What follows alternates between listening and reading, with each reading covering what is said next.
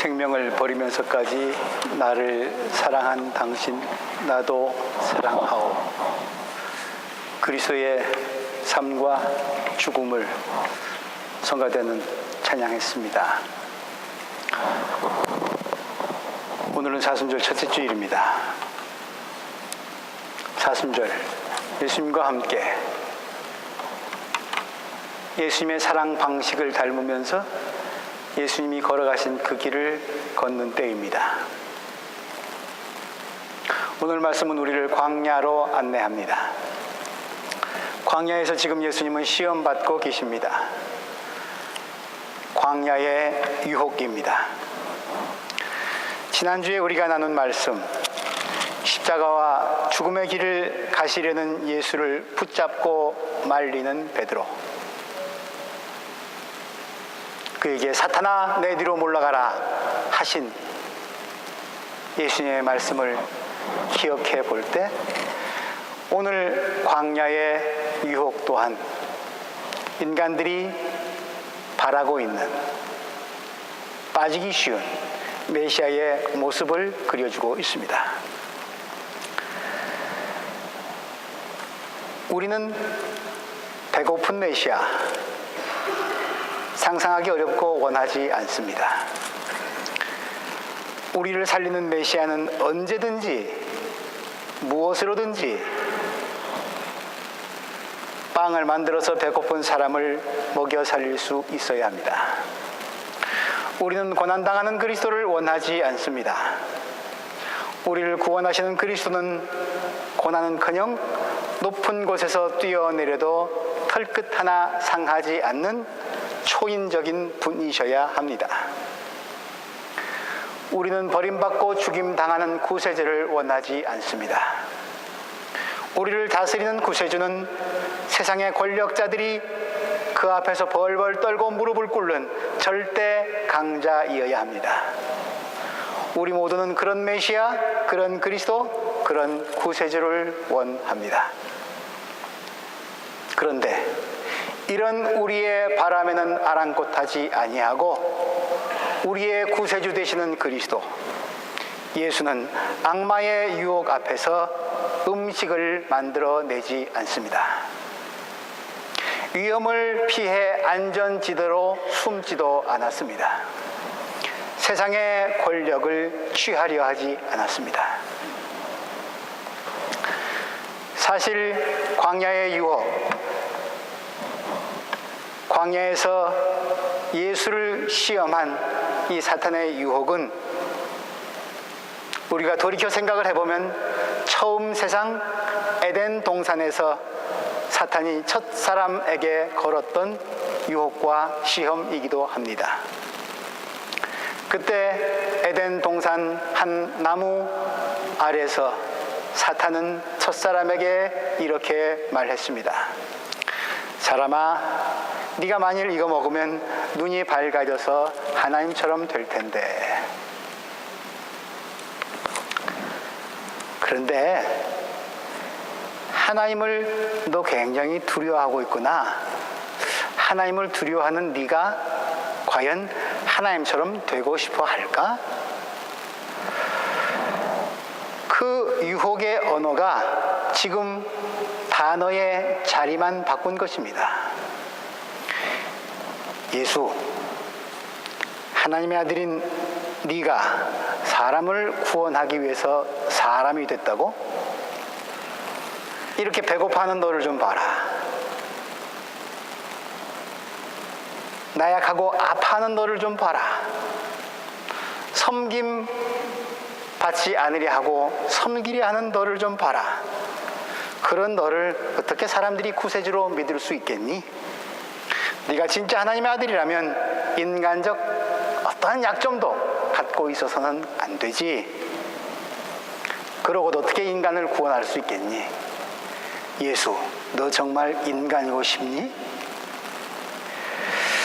에덴 동산에서 사탄은 사람에게 피조물의 자리를 떠나 신이 되라고 유혹을 했다면, 소위 인간의 신격화의 문제라면, 오늘 광야의 악마는 사람이 되시는 하나님에게 신의 자리로 다시 돌아가라고 명령하고 있는 것입니다. 소위 인간화의 시험이죠. 하나님의 인간화의 문제이죠. 그러므로 하나님의 아들다운 품격을 갖추어야 세상을 구원할 수 있지 않겠느냐라고 하는 참으로 그럴듯하게 들려오는 이 소리가 악마의 유혹인 이유는 이처럼 예수를 인간과 분리시키고 하나님을 세상과 떼어 놓으려 하고 있기 때문입니다. 첫 번째 유혹은 빵의 유혹입니다. 악마는 40일 동안 금식하신 주님, 극한의 굶주림 속에서 허약해질 대로 허약해지신 그야말로 돌덩어리가 다 빵덩어리로 보이는 상황에 있는 예수에게 말을 겁니다. 네가 하나님의 아들이거든 이 돌로 빵이 되게 해보거라.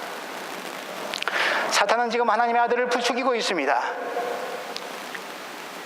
하나님의 아들이라면서 근데 왜 인간들이나 겪는 고통을 굳이 당하고 있지? 하늘에 계신 아버지가 무슨 사명을 주셔서 그래? 거기 너무 붙들려 있지 마. 하나님에게 너무 기대지 말고 독립해. 독립선언해. 사실 넌 네 마음대로 할 수 있는 능력이 있잖아. 사탄은 예수가 하나님의 아들이심을 누구보다 잘 알고 있는 사탄은 지금 예수가 하나님의 아들이심을 의심하고 있는 것이 아니라 그 아들됨의 능력을 잘못 사용하도록 유도하고 있는 것입니다. 출애굽한 이스라엘도 광야에서 이와 같은 유혹을 받았습니다. 그 어디에도 먹을 것 마실 것이 마련되어 있지 않은 광야길을 걸으면서 그들은 자유를 선물해 주신 하나님에게 불평을 털어놓았습니다. 애굽의 고깃가마 곁에 있는 게 차라리 낫었다고 투덜거리는 그들에게 하나님은 먹을 것 마실 것을 하늘에서 바위 위에서 떨어지게 하시고 샘솟게 하시면서 제공해 주셨습니다. 그것은 근데 결코 비축해서는 안 되는 것이었습니다. 날마다 새롭게 공급해 주시는 하나님을 의지해야만 하는 일이었습니다. 불안하고 피곤한 일이었죠. 그래서 그들은 만나를 주머니에 집어넣고 쌓아두려고 했습니다. 그래서는 안 되는 것임을, 집에 쌓아두는 순간 썩어버리고 마는 것임을, 여분의 것을 비축하면 그것은 다 쓸모없는 것임을 하나님이 분명코 알려주셨음에도 불구하고 그들은 쌓아두려는 욕망을 억제하지 못했습니다. 나 스스로 하나님 불안해서 못 믿겠으니까 나 스스로 내 눈에 보이는 것에 쌓아두어야, 내가 나를 먹여 살려야 안심하겠다고 하는 그 유혹에 그들은 빠지고 말았고 결국 그 길 걷다가 멸망하고 말았습니다. 그러므로 첫 번째 유혹은 하나님의 아들이라고 하는 이 신비스러운 자격을, 욕망을 충족시키는 데 쓰라고 하는 유혹입니다. 모든 것을 나 중심으로 나 자신을 위해 이용하고 축적하고 소비하라고 하는 욕망입니다. 심지어 믿음도 기도도 내 욕망 충족을 위해서 사용되어져야만 하고 내 손아귀 안에 잡히고 모아져야만 됩니다. 모든 것을 실용성의 잣대로 그리고 화폐의 가치로 따지고 판단하는 오늘의 세상, 빵의 문제만 해결되면 다른 어떤 것도 괜찮다고 하는 오늘의 세상, 배만 채워지면 그것이 가장 좋은 통치라고 하는 경제주의주의 세상, 욕망과 충족을 위해서는 손대지 않은 곳이 없고 범하지 않을 곳도 없는 오늘 우리 시대의 모습은 첫 번째 유혹에 넘어간 그대로의 자화상 아닙니까? 이런 우리들에게 주님은 말씀하십니다. 사람이 빵만으로 살 것이 아니라 하나님의 입으로 나오는 모든 말씀으로 살 것이다. 이 말씀은 주님이 적당히 배가 부른 상태에서, 편안한 상태에서 명상과 묵상을 거듭하시다가 하신 말씀이 결코 아닙니다. 우리 중에 40일 금식해 보신 분 계십니까? 40일 동안 광야에서 금식하고 배가 고픈 차원을 넘어서서 뱃가죽이 등가죽에 달라붙은 그 몰골로 굶주림의 극한에서 하신 말씀입니다. 빵으로 사는 거 아니야. 하나님의 말씀으로 사는 거야.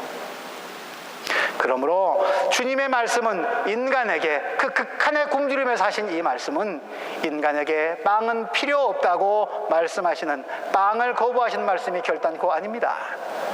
사람은 무엇으로 사느냐라는 말씀입니다.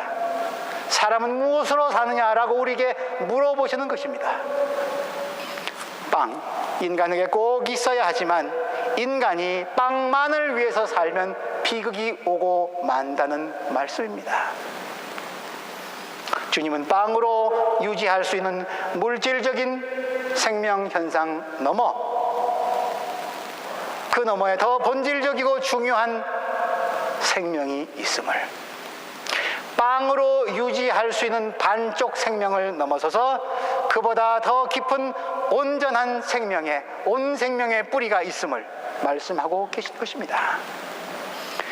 지능으로 빚어지고 하나님이 생명의 기운을 불어넣으셔서 생명체가 비로소 된 사람이 지능만, 몸뚱아리만, 육체만 소중히 여기고 그것만 가꾸고 그 속에 담긴 생명의 기운을 소홀히 여긴다면 어찌 되겠느냐고 걱정하고 계신 것입니다. 주님은 오늘 우리에게 묻고 계십니다. 뱃속이 비면 그렇게 민감하게 배고프다고 안달하면서 허기를 채우려고 밥을 그렇게 찾듯이 인간의 더 깊은 뿌리인 참 생명의 허기, 온 생명의 굶주림, 그것의 주인이신 하나님을 찾는 허기를, 굶주림을 느끼고 있느냐 묻고 계신 것입니다. 그러므로 인간다운 삶을 위해 우리에게 필요한 변화는 돌이 빵덩어리가 되는 변화가 아니라 물질의 노예가 되어버린 인간이 사람다운 자리를, 사람이 있어야 할 자리를 찾는 변화, 온 생명을 찾아가는 인간화의 길, 인간됨의 변화에, 인간화에 있습니다. 그 변화의 능력이 하나님의 말씀에 있다는 것입니다. 오늘 여러분들은, 우리는 무엇에 허기져 있습니까? 두 번째 유혹은 자기 과시, 자기 드러냄의 유혹입니다. 네가 하나님의 아들이거든 여기에서 뛰어내려 보거라. 높은 곳에 올라가서 악마는 예수에게 넌지시 능력을 과시해보라고, 기적을 행해보라고, 하나님의 아들이라며 떨어져도 안 죽어, 안 다쳐, 천사들이 다 너 받쳐줄 거야. 그러나 한번 떨어져 봐. 세상이 그 기가 막힌 기적을 보고 너를 명예롭게 높여줄 거야. 해볼 만한 일이잖아. 우리의 이름을 하늘에 날리자. 창세기 11장 바벨탑을 쌓던 인간들이 하던 말입니다.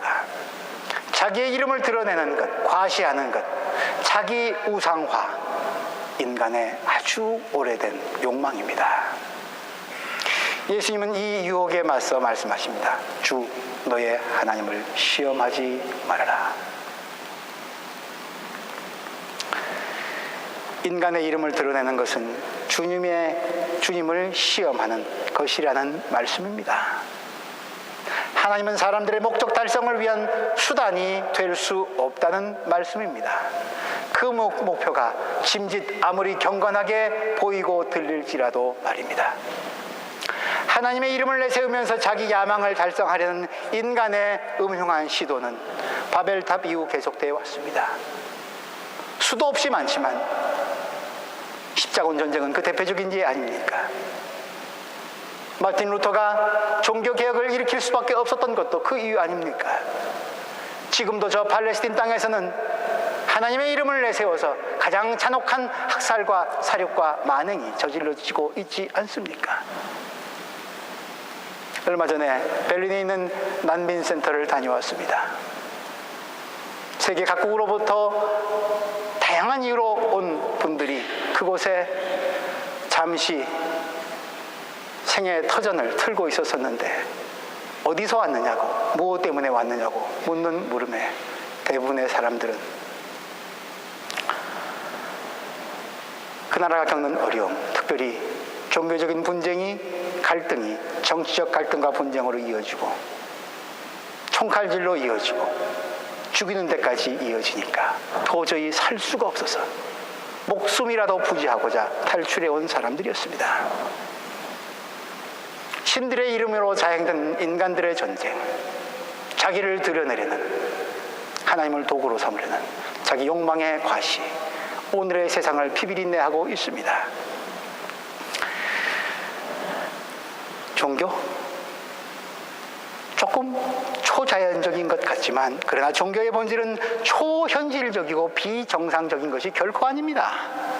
우리가 살다가 어려움에 처하게 되면 신에게, 하나님에게 보호해 주시기를 간청하고 도움을 청하긴 하지만, 그러나 그 도움에, 그 기도에, 그 요청에 어떤 기적적인 응답이 주어졌다 할지라도 하나님을 내가 곤란한 상황에 처했을 때 그 곤란한 지경을 벗어나게 해주는 기계로, 무슨 마술 램프 속에 들어있는 요정점으로 여겨서는 결단코 안 됩니다.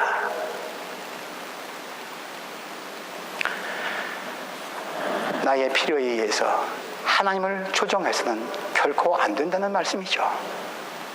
물론 우리 주님, 이 광야의 시험 이후에 많은 기적을 행하십니다.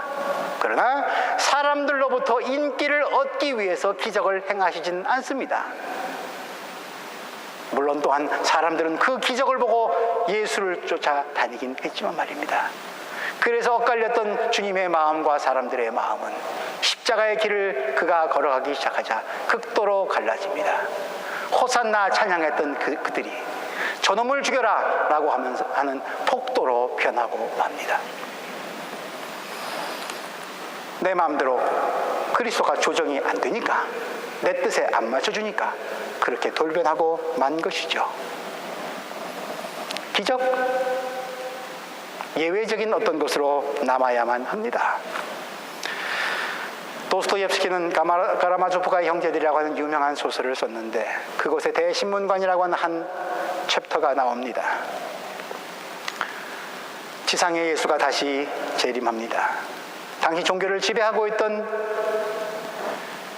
제사장, 대신문관이 예수가 일으키는 사랑의 기적을 보고 영 마음에 안 들어 예수를 감옥에 쳐 집어넣고 조용히 그를 찾아갑니다. 그리고 예수의 사랑의 행위에, 예수가 일으킨 기적의 본질을 그는 이미 알고 있기에 조용히 그에게, 예수에게 말합니다. 당신은 기적에 의해 인간을 노예로 삼기를 원치 않았소. 나도 알고 있어. 기적을 토대로 하지 않는 자유로운 신앙을 당신은 인간들에게 바랬던 거요. 그러나 예수, 인간들은 결코 그렇지 않소. 적당한 기적과 목걸이만 갖다 주면 다 추종하게 돼 있어. 왜 어려운 길을 그 2000년 전에도 하더니 지금 또다시 하려? 물론 하나님은 초자연적인 대단한 기적을 보여주심으로써 우리에게 믿음을 갖도록 하실 수 있습니다. 우린 깜짝 놀랄 일이 벌어지면 그런 일을 행하는 사람 좇고 따르고 싶어 하지 않겠습니까? 그러나 그런 종류의 신앙은 오래가지 못합니다. 물 위를 신나게 걷던 베드로가 이내 곧 물에 빠져서 허우적거리고 말았듯이 말입니다.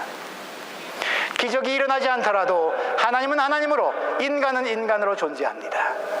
예수 그리스도는 이 관계를, 이 질서를 바꾸고 무너뜨리려고 오신 것이 아니라 이 거룩한 질서를, 거룩한 관계를 바로 잡고 회복시키기 위해서 오셨습니다.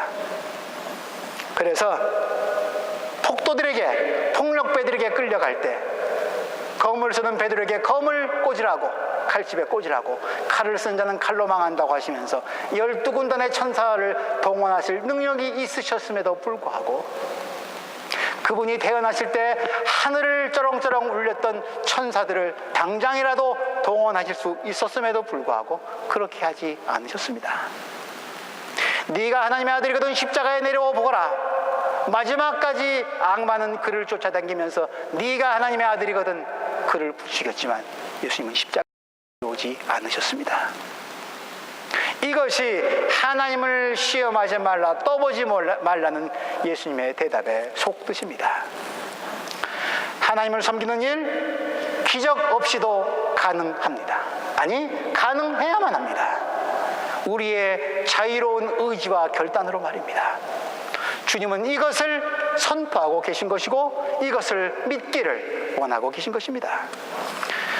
고난과 고통의 극한 상황 속에서도 하나님을 시험하기를 거부하고 그것이 하나님에 대한 조롱임을 깨닫고 어떤 상황 속에서도 하나님께 철저한 신뢰를 가지는 일, 그렇습니다. 우리에게 필요한 것은 기적보다는 풀무불에서 우리를 건져내어 주시지 않는다 할지라도, 그리 아니하실지라도 살아계신 하나님에 대한 신뢰와 믿음입니다. 그때야 비로소 우리는 진정 자유로운 신앙인이 될 것입니다. 셋째, 힘의 유혹입니다. 권력의 유혹입니다. 악마는 예수를 세상이 내려다 보이는 높은 산에 데리고 올라갑니다. 높은 산, 성경에 의하면 높은 산은 거룩한 장소, 하나님이 임재하시는 장소, 우리를 만나주시는 장소이기도 합니다. 그러나 그 하나님의 자리에서 하나님의 통치가 엄연한 것임을 보여주는 그 자리에서 악마는 정반대의 것을 요구하고 있습니다. 내게, 하나님 말고 나에게 절하면 지상의 권력을, 저 아래 보이는 모든 세상 다 네 거라고, 너한테 주겠노라고. 식욕, 성욕, 이것보다 더 지독한 게 권력욕이고 성공욕이라고 합니다. 권력과 성공욕의 노예가 된 모습, 오늘 세상의 모습이죠. 악마에게 절만하면 세상 모든 나라의 영광을, 요즘 말로 하면 성공하게 해줄게. 성공이라는 이름의 신에게 절만하면 다 네 거라고, 성공을 신으로 받들면 그 앞에 거치는 것이 없을 것이라고 악마는 유혹합니다. 그렇게 성공을 향해서 달려가는 오늘 우리들의 모습, 이웃이 있습니까? 평화가 있습니까? 그렇게 해서 달성하면 내가 잘 삽니까? 악마는 오늘 얘기합니다. 예수, 너 인류 구원하기 위해서 왔다면서? 그거 방법 알려줄게. 지상의 권세 다 잡음으로써 완성할 수 있다. 권력 잡아라. 수하의 사람들을 부려야 너의 나라를 완성할 수 있지. 가장 예수에게 솔깃하게 다가왔을 수 있습니다.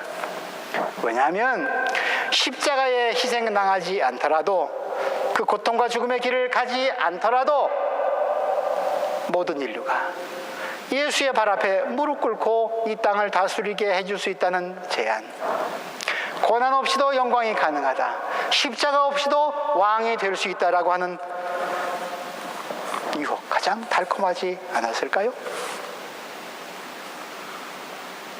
그러나 권력이, 힘이 우리에게 무엇을 할 수 있는지, 그리고 무엇을 하고 있는지 우리는 압니다.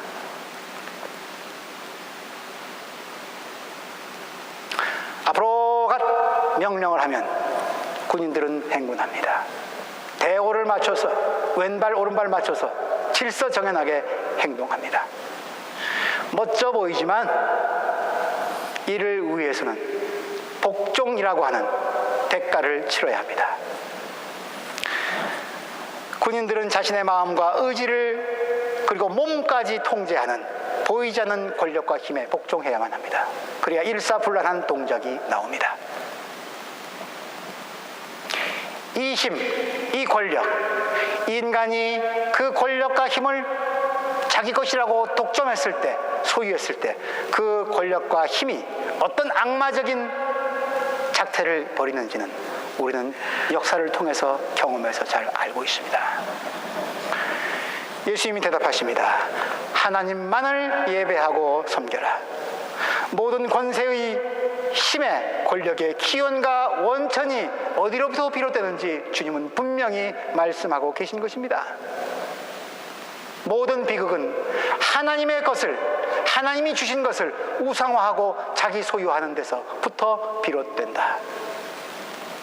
삶도 죽음도 높음도 깊음도 권세도 명예도 모든 것이 하나님으로부터 온 것이라고 하는, 그것을 무시하는 데서 비롯된 것이라는 것을, 바로 거기서 악마적인 파멸이 이루어지고 만다는 것을 주님은 알려주고 계신 것이죠.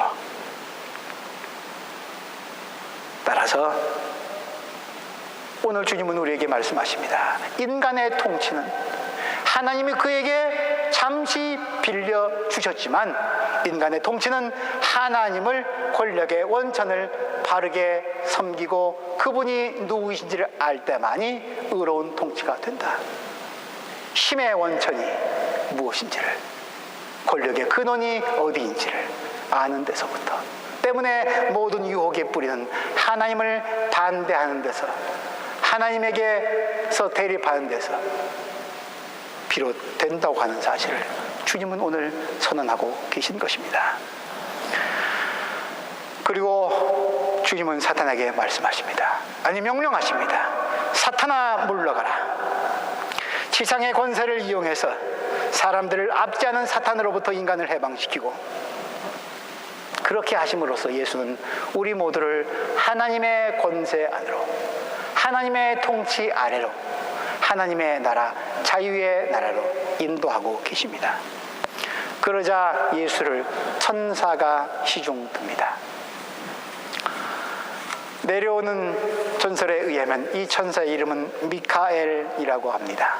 미카엘이었다고 합니다. 미카엘, 그 뜻이 누가 하나님과 같은가입니다. 하나님처럼 되보려는 인간의 과시욕, 하나님의 자리에 군림하려는 인간의 권력욕, 성공욕, 내게 주어진 자유를, 나를, 내 소유와 욕망을 달성하기 위한 도구로 삼아버리려는 그런 사람들에게 누가 하나님과 같은가? 누가 하나님의 마음을 알랴? 그런 천사가 예수를 시중들고 있습니다. 말씀을 정리합니다. 도스토옙스키, 카라마조프가 형제들에 나오는 이야기를, 말씀을 한 곳 더 인용해 봅니다. 인간들의 마음이란 악마와 신이 싸우는 싸움터다. 사람의 마음, 한쪽에는 악마가 있고 한쪽에는 신이 있어서 싸우는 싸움터가 인간이랍니다. 광야의 현장 아닙니까? 한쪽에는 예수 그리스도가, 한쪽에는 사탄이, 둘이 지금 치열하게 붙어버렸습니다. 한판 붙었죠. 예수가 이겼다고 성경은 증언하고 있습니다. 그러나 이 사탄 물러갔지만 아주 물러가진 않았습니다. 기회를 엿보다가 십자가에 달리시기까지 끝까지 쫓아갑니다. 네가 하나님의 아들이거든, 거기서 내려와 봐라. 네가 만일 이렇게 하면 내가 믿을 텐데.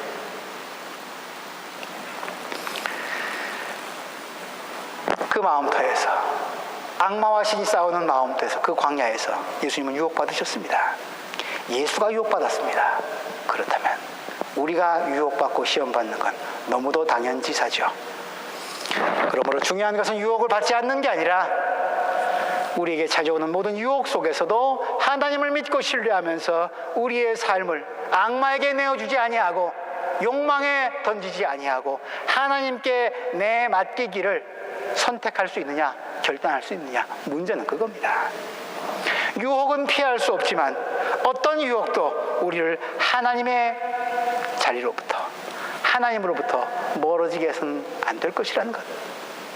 새가 내 머리 위로 날아가는 것은 막을 수 없지만 그 새가 내 머리 위에 둥지를 트는 것은 막을 수 있다고 하는 사실, 오늘의 광야의 유혹은 가르쳐주고 있습니다. 악마는 유혹합니다. 빵을 주면 너를 찬양할 거다. 기적을 보여주면 너를 숭배할 거다. 힘을 과시하면 너에게 복종할 거다. 그러나 예수님은 우리에게 알려주십니다. 구원은 돌이 빵이 되는 데 있지 않다. 믿음은 몸을 던져 높은 곳에서 떨어졌을 때 하나도 닿지 않는 초자연적인 기적을 체험함으로써 얻어지는 게 아니다. 사람은 악마한테 자신을 내맡김으로 인해서 더 큰 권력을, 더 큰 부를 잠시 누리고 기뻐할런지 모르지만, 그러나 그 대가로 자유와 사랑을 잃을 것이고 영원한 생명을 놓치고 말 것이다.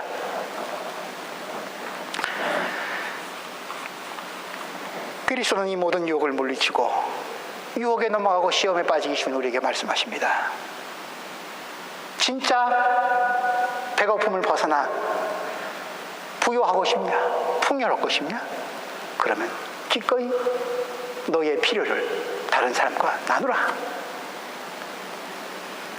기적을 진짜 맛보고 싶냐? 그 기적은 너에게 베풀어지기를 기원하지 말고 너가 사랑해야 될 사람들에게 그 기적이 베풀어지기를 기원해라. 힘을 갖기 원하냐? 진정한 자유를 위해서 눈물 흘려봐라. 정의에 굶주리고 평화를 위해서 일해봐라. 그러면 진짜 힘이, 진짜 권력이 너에게 갈 것이다. 그렇게 말씀하시면서 예수 그리스도는, 악마와 싸우면서 이기신 예수 그리스도는 그 사막 한가운데서 악마와 씨름하시느라 지쳤던 몸을 다시 곧바로 일으키시고 터벅터벅 걸어가십니다. 세상을 향해서 말입니다. 그 길에는 고난이 기다리고 있습니다. 악마의 싸움에서 이기신 그분, 영광의 자리를 향해서 가는 것이 아니라 고난 길을 또 가십니다. 비아 돌로로사입니다. 악마와의 전쟁이 지금도 계속되고 있는 세상 한복판에 그 전쟁에서 번번이 깨지고 패하는 우리를 도우시기 위해서 그분은, 승리자 그분은 다시 우리에게 다가오십니다. 세상 속으로. 그리고 다시 십자가 지시려고, 우리를 살리기 위해.